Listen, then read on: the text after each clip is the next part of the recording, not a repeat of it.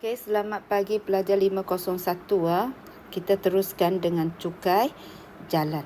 Okey, hari ini kita nak kira cukai jalan. Bagaimanakah mengira cukai jalan? Okey, cukai jalan yang dikenakan adalah berdasarkan kapasiti enjin kenderaan yang digunakan oleh pemiliknya. Okey, dia berdasarkan kepada kapasiti enjin kenderaan yang digunakan. Pada kebiasaannya, cukai jalan akan lebih tinggi. Cukai jalan akan lebih tinggi bagi kenderaan yang lebih tinggi kapasiti enjin dia. Okey, kita boleh tengok contoh 6. Jadual di bawah menunjukkan kadar cukai jalan motosikal di Sabah dan Sarawak. Okey, tak sama Sabah Sarawak dengan Semenanjung Malaysia. Kita tengok Sabah Sarawak. Okey. Jika kenderaan kamu dia punya kapasiti enjin kamu ialah 1051 cc hingga 200 cc, kadar asas ialah RM9. Tak ada kadar progresif. Antara 201 cc hingga 250 cc, okey, bayaran kadar asas dia RM12. Okey, 251 cc hingga 500, bayaran dia RM30 satu tahun. Okey, contohnya, Encik Chong memiliki sebuah motosikal kegunaan persendirian di Sarawak dengan kapasiti enjin 260 cc. Hitungkan cukai jalan untuk motosikalnya. So, kita check lah. 260 cc berada di sini.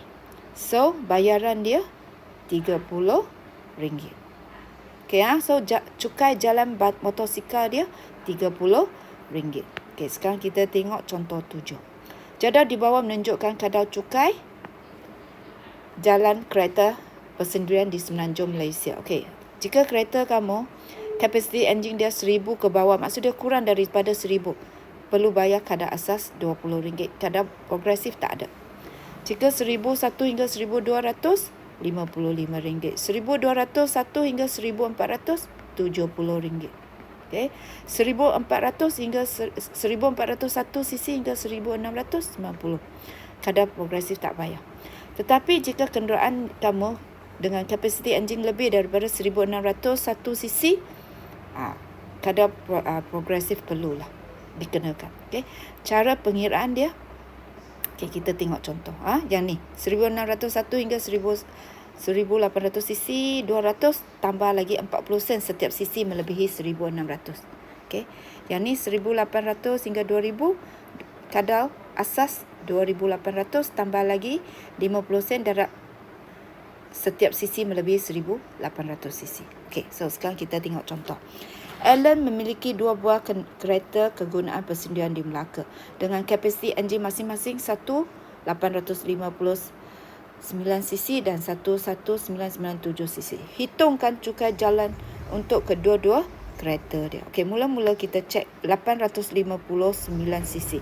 So 800 tu dia 1000 ke bawah. So 1000 ke bawah, okey, yang perlu bayar hanya kadar asas RM20 sahaja. So sini RM20 dah. Cukai jalan kereta yang kurang daripada 1000 cc iaitu 859 cc, dia perlu bayar RM20. Okey, dan satu lagi kenderaan dia, kereta dia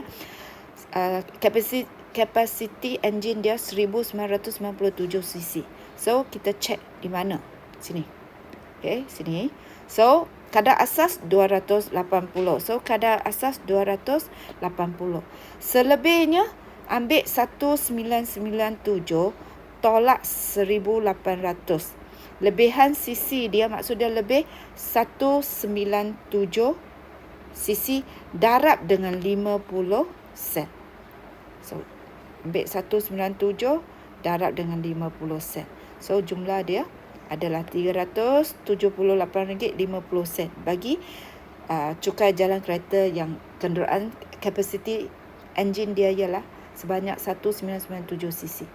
Okey, so jumlah yang perlu dibayar dua lah. Ambil RM20 tambah, okey, ambil RM20 ni tambah dengan ni lah. So jumlah yang perlu dibayar cukai jalan kereta. Okey, ini adalah cukai jalan. So sekarang kita tengok bagaimanakah mengira cukai pintu. Okey, okey, seterusnya kita kira cukai pintu. Cukai pintu. Kadar cukai pintu ditetapkan oleh pihak berkuasa tempatan berdasarkan lokasi dan jenis hartanah. Jumlah cukai yang perlu dibayar setiap tahun bergantung pada kadar cukai yang dikenakan atas nilai tahunan. So, ini sangat penting. Jumlah cukai pintu ialah kadar cukai pintu darab dengan nilai tahunan. Okay, nilai tahunan ni anggaran sewa bulanan kali 12 bulan. Okay. Ingat apa itu nilai tahunan? Nilai tahunan yang anggaran sewa bulanan darab 12 bulan. Okey, nilai tahunan atau taksiran tahunan merupakan anggaran kasar sewa tahunan yang munasabah dan dijangka akan dipulih dalam setahun daripada pegangan tertentu jika disewakan. Okey, kita boleh tengok satu contoh. Contoh 8. Mariani memiliki sebuah rumah kediaman di Subang Jaya. Dia menerima bil cukai pintu daripada Majlis Perbandaran Subang Jaya. Diberi bahawa nilai tahunannya ialah 6,580 dan kadar cukai pintu dia ialah 5%. Hitungkan cukai pintu yang perlu dibayar oleh Mariani untuk setiap setengah tahun.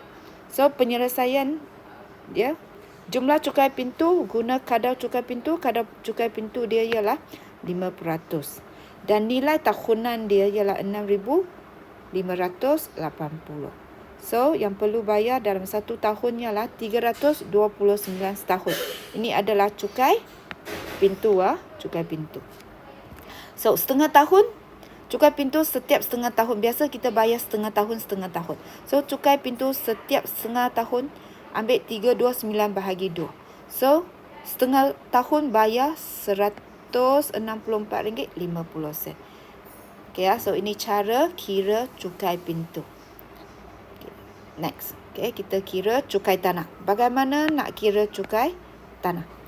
Kadar cukai tanah ditetapkan oleh kerajaan negeri berdasarkan lokasi, saiz, jenis tanah. Jumlah cukai yang perlu dibayar setiap tahun bergantung pada kadar cukai tanah setiap unit keluasan atau jumlah keluasan tanah yang dimiliki. So, cara pengiraan jumlah cukai tanah, kadar cukai tanah setiap unit keluasan darab dengan jumlah keluasan tanah.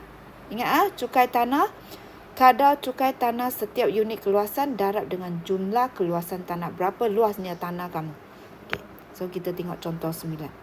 Encik Hamid memiliki sebuah rumah berkeluasan 130 meter persegi. Okay, ini keluasan dia. 130